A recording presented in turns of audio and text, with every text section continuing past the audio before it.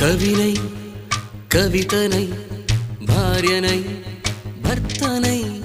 కవినై కవితనై భార్యనై భర్తనై మల్లెల దారిలో మంచు ఎడారిలో మల్లెల దారిలో మంచు ఎడారిలో పన్నీటి జయ గీతాల కన్నీటి జలపాతాల నాతో నేను అనుగమిస్తూ నాతో నేనే రమిస్తూ